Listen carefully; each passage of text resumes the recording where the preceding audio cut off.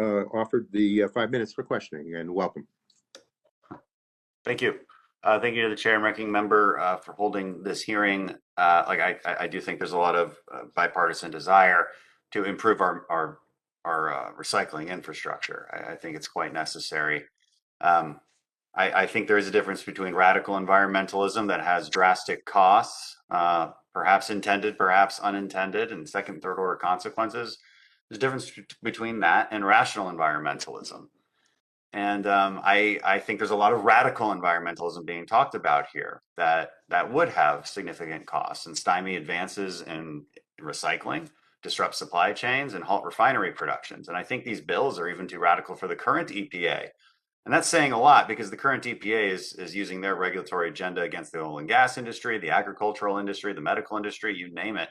EPA is taking action to make it harder.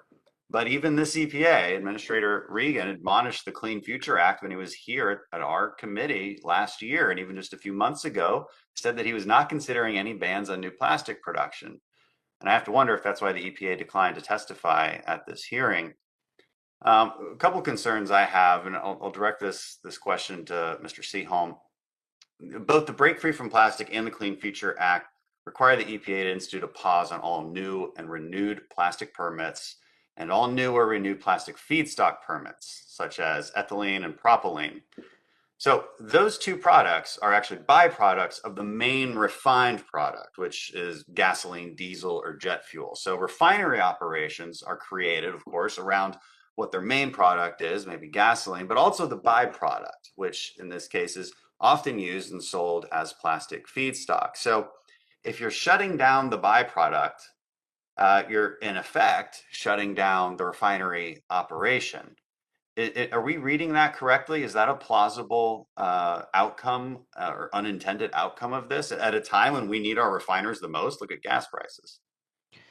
Yeah, I think there are two ways to look at that. One is simply the value of the byproduct is part of the economics that make those facilities work.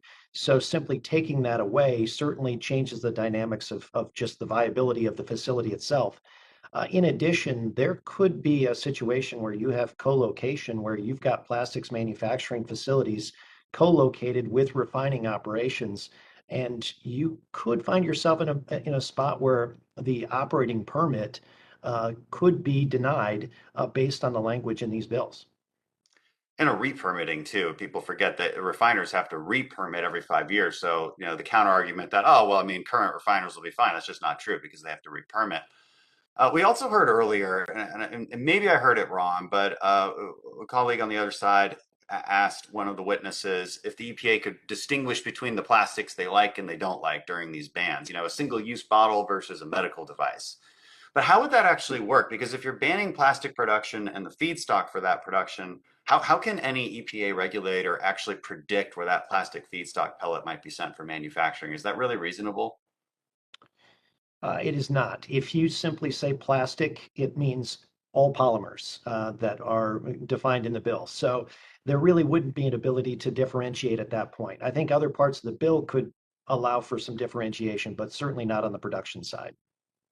Okay, I appreciate that. Again, second and third order consequences that I don't think these bills take into account. Last, I want to go to Director Arellano. You cited a lot of chemicals, perhaps dangerous. One of them was 1,3-butadiene, which is rubber for tires, and something that we produce near the Houston Ship Channel.